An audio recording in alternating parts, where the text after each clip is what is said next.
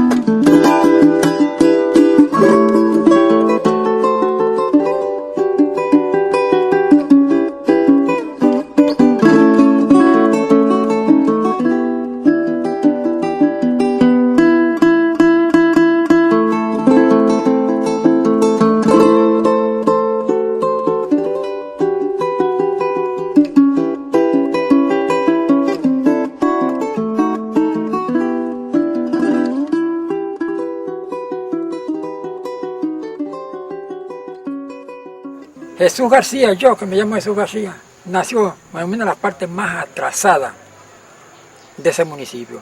Yo nací en un lugar que se llamaba Segundito, costa un río que se llamaba Tentación. Ahí nací yo. Y por cierto, que así como dice mi mamá, nací solo. Y como a las 4 horas que vinieron a verme, gente de fuera, la partera que la fueron a buscar. Ahí nació, ahí llegó este negrito ahí. La gente me echaba en broma a mí porque me decían que yo que había nacido blanco, pero como me ponían en el humo, entonces yo me ahumé y quedé negrito. Mi abuela era labradora de madera. Se hablaba maderera, que hacía pilones, hacía bateas, hacía cabo de hacha, eso. Ella me llevaba para la montaña.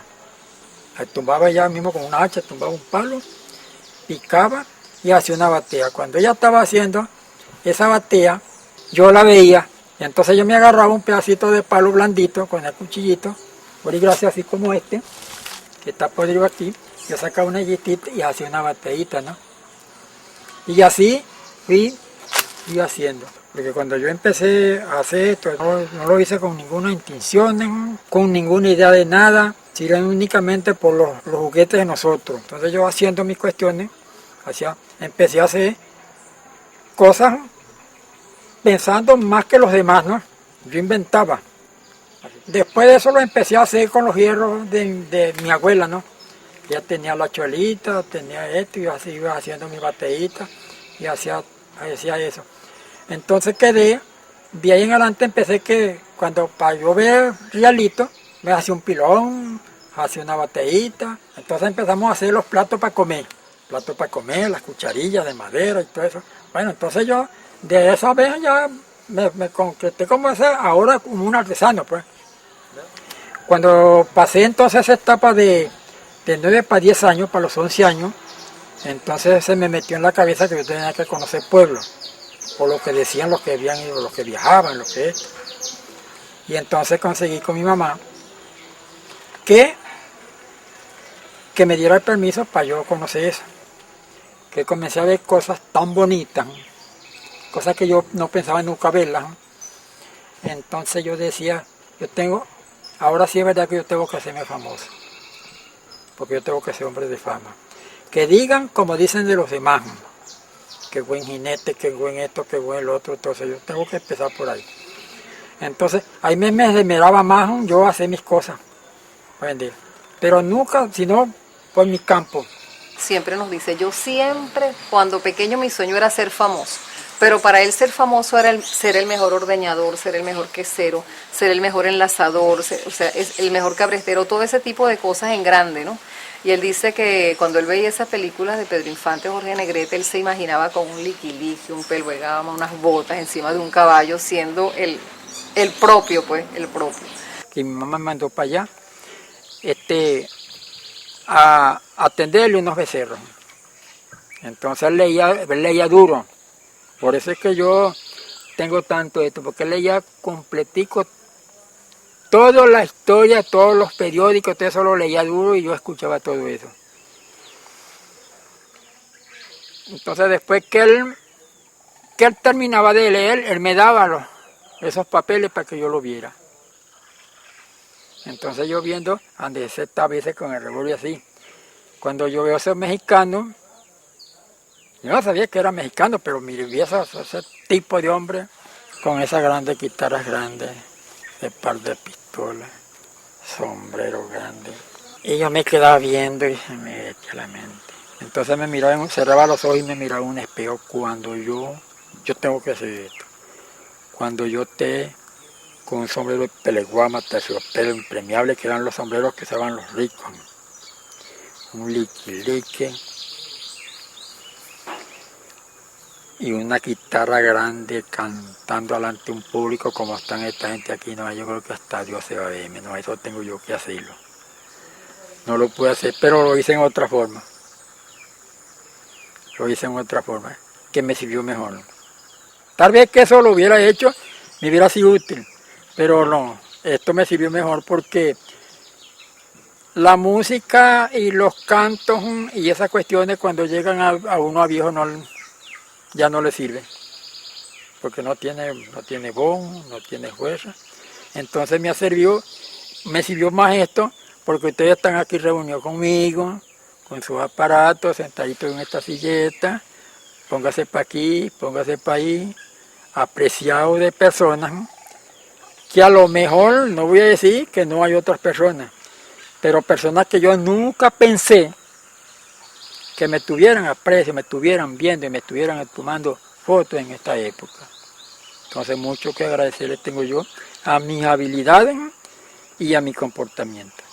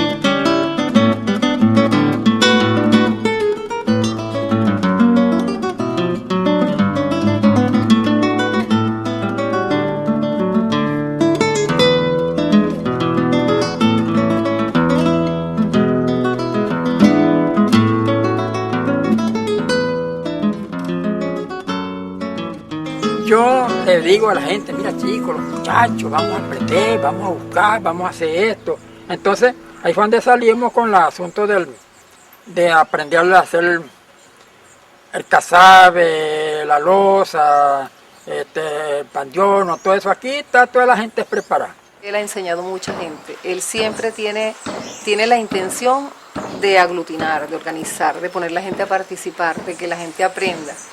Inclusive hace 2 años fundó una asociación civil que se llama Simón Páez y nos invitó para que facilitáramos un taller donde reunió más de 20 mujeres que nos dedicamos con ellas a recorrer los caños y las márgenes del río y las vegas, a sacar muestras de arcilla que quemamos a diferentes temperaturas, que en quema primitiva. Me dijo, María, tengo esto, así, así, ¿verdad? Entonces, bueno, don Jesús, vamos a darle, yo quiero aprender a trabajar con tierra grea, que yo no había trabajado con tierra grea, nada más que con la arcilla. Entonces recogí las mujeres porque me dijo, verá, consíguete las mujeres. Y entonces, bueno, hice la diligencia y conseguí como 20 y pico de mujeres que nos reunimos a aprender a trabajar con la tierra griega, que es la tierra de losa, ¿no? Y él estaba feliz con su casa llena de gente trabajando, ¿no? Eso empezó porque cuando yo vinimos de Barquisimeto, entonces me convidaron a decirle a los barrios, a los vecindarios, que yo estaba dispuesto a dar talleres, y entonces muchos muchachos, tuve una reunión en la escuela, y entonces en la escuela los muchachos dijeron que sí, y se entusiasmaron, y vinieron, tuvieron como 15 días viniendo. Bueno, ellos aprendieron a labrar la madera, a hacer las cucharas, a hacer los platicos, a hacer sus cuestiones, algo aprendieron. Después con el tallerete, bueno, entonces las mujeres aprendieron a hacer la arepita, que esa es una tradición desde el empieza del mundo. Entonces, el casabe, la losa, la tierra, que el origen de eso es utilizar la materia prima, utilizar la tierra, utilizar los desperdicios, utilizar las maderas que se van a perder, que se queman por ahí en esas trincheras, que en esos caños, utilizar pescado que se muere por ahí en esos ríos, pescar, ese equipo de pesca es como el objeto de eso. Él es un gran buscador de información con respecto a lo que está pasando en el gobierno, con respecto a los programas, a los nuevos proyectos, los proyectos, como dice él, ¿no? Él habla mucho del término proyecto, él lo tiene muy internalizado y siempre es en colectivo, siempre es de forma cooperativa, solidaria. Mire, don Jesús, ¿cómo ve usted en lo que pudiéramos hacer, que es un desarrollo de esto, del otro, de esto y todo esto? Vamos a inventar. Entonces, inventamos hacer proyectos. Entonces, inclusive eso le gasté yo real. Ese monte de aquí lo tumbé y esto lo denunciamos nosotros, toda esta montaña. Aquí están todo esto con el objeto al proyecto artesanal. Englobar a la gente del pueblo, que los muchachos por lo menos vengan a aprender, aprendan algo y se ganen. Que se siembre la yuca, se haga el casabe. Casabe es artesanal. Al río que está aquí mismito, pesca. Aquí están unos palmares tan bonitos, que eso de verano los limpia uno. Bueno, y yo creo que la gente viene y se queda viviendo ahí. De invierno, cuando eso crece, pantalla navegando por aquí, se baja por aquel otro puente, se baja por aquí por el otro puente. Eso es lo que se llama artesanía. Entonces, cuando yo estoy, pero queda esta juventud que lo herede. ¿Usted no cree que eso puede hacer un origen, una base fundamental para un pueblo, para un municipio, para un país? Eso lo aspiro yo. Y ahora está pendiente de todo aquí en Guaratinaja para que no aprenda, para que quede algo, para que quede algo en el pueblo de que una persona que anduvo por el mundo y hizo las cosas. ¿Verdad? Él aprendió a hacer su trabajo de madera, de pequeño. Los trabajitos como muchachos, todo muchacho, el varón está pendiente de un carrito, hacer un burrito, hacer una bicicleta de madera. Y así él fue aprendiendo y entonces Dios le da, a cada quien le da su don. Bueno, fíjate, y ahora él trabaja la artesanía y de un palito cualquiera, que va a pensar uno que yo voy a sacar una paleta de ahí, una cucharilla o un tenedor, el Señor Jesús lo saca. Aquí podemos hacer alpargatas, podemos hacer zapatos, aquí todo eso se puede hacer aquí, correas de cintura, sombreros de palma, de tejido, todo eso lo podemos hacer. Yo inclusive soy un maestro en todo eso. Yo en madera, de una aguja hasta un avión le hago. Todo lo que yo he hecho, lo he hecho sin ayuda, lo he hecho yo con mi sacrificio mío. Que a veces que gasto de lo mío por quedar bien, por hacerlo. Ahora, después que hubo el cambio, es que ha tenido, como dice, ha tenido mejor respiro. Porque cuando se me ha tocado, me han servido, ¿no? Yo eso agradezco yo.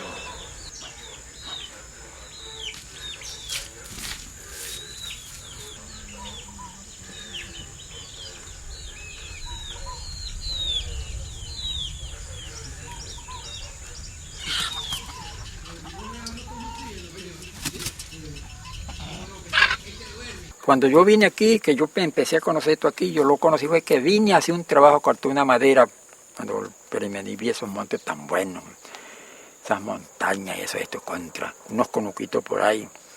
Aquí mismo había un conuco ya, un viejo que se había abandonado, por cierto se murió, otros que vivían por ahí. Entonces no, yo después que terminó este trabajo me voy a venir para aquí, yo voy a hacer un punto aquí. No estoy aquí por consecuencias de la vida, de la naturaleza, me enfermé, se enfermó la mujer y bueno, y esto. Bueno, pero aquí está el sitio todavía y la demostración que yo hice esa buena casa ahí. Y que entonces cuando llegó el asunto y que yo fuera a ser, como dice, en la base fundamental de esta carretera, de la Tahona, de los pasos para todo eso, porque yo me gustaba ver que las cosas se vieran, se hicieran, que la gente tuviera camino, que la gente consiguiera, que la gente viviera. Eso ha sido mi sueño. Y todavía tengo esperanza de verlo. Que en Guaratinaja hubiera una casa turística, que en Guaratinaja hubiera, como dicen esos proyectos de ferroal, que pasa por Guaratinaja, se comunica con Cogede, que esto se convierta en unas fincas, como se dice, unas producciones de caña, con el proyecto del Guárico que tiene, el proyecto tan grande del Guárico. Eso es lo que yo deseara, que en este país todos pensáramos en eso. No que un rico millonario, como he visto yo por ahí, un rico millonario, comprando 60, 80 gallinas, matándolas en el matadero para irse a zumbar unos babos, unos caribes. Y tanta gente humilde con tantos millones de bolívares de eso, y que no agarren siquiera 10 o 12 familias honestas y la lleven a un terreno, a su terreno, y los pongan a vivir, los pongan a criar y los pongan a eso. Eso deseaba yo que se viera. Y que sí se va a ver. Sí se va a ver, porque ya empezó. Ya Venezuela dio un cambio. Muy difícil que vuelva al mismo.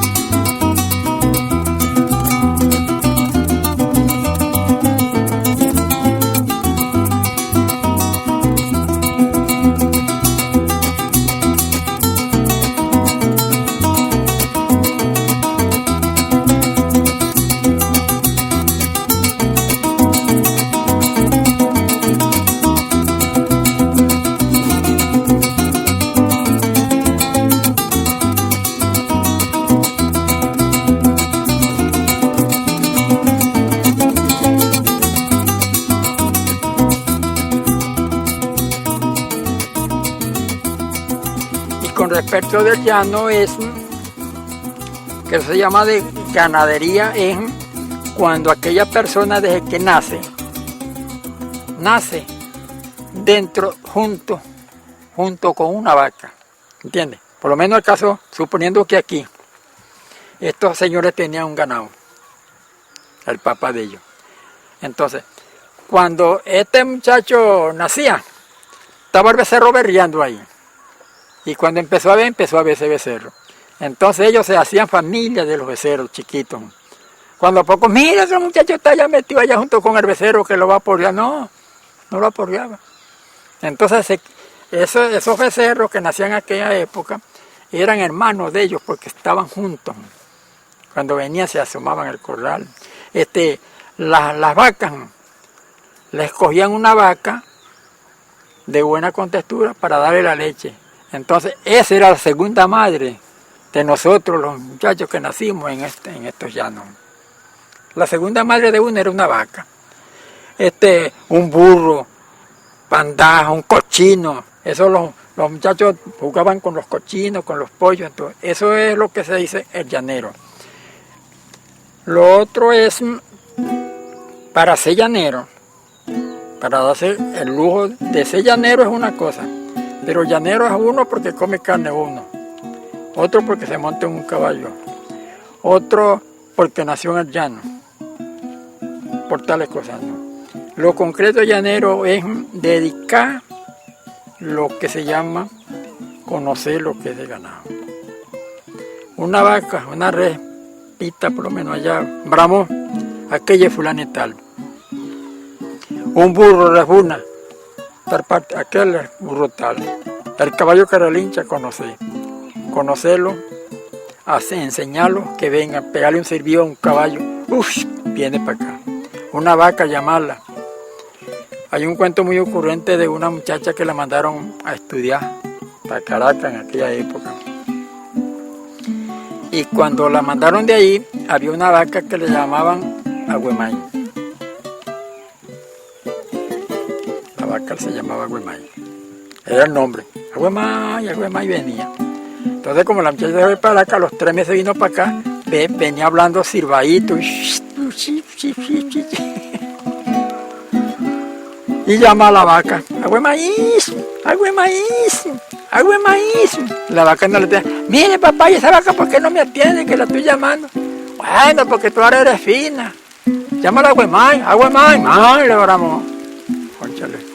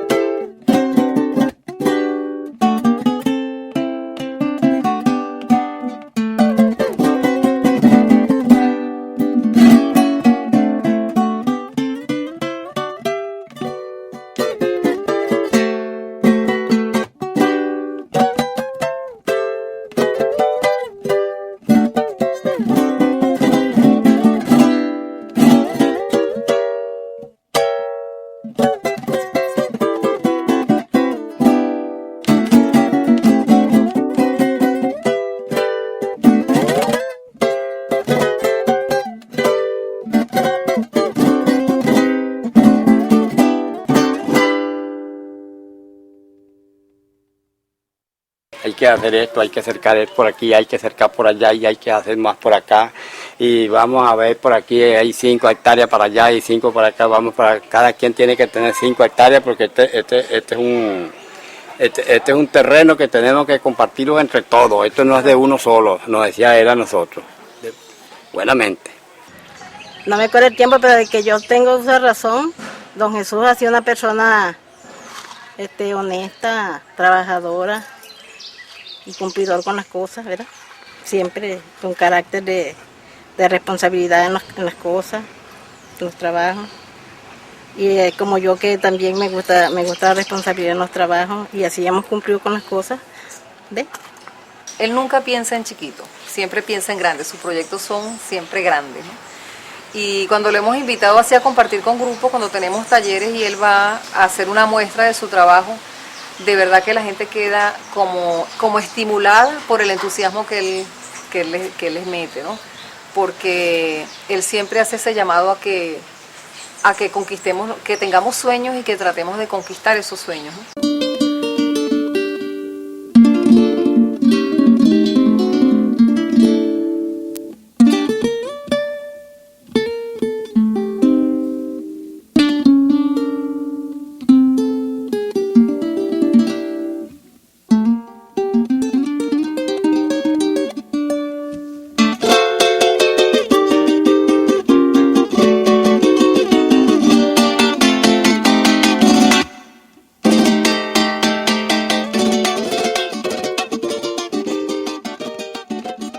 Había pasado un caso por mí mismo. Había pasado un caso, y yo estando muy chiquito, escondí una fonda y me preguntó, yo le negué.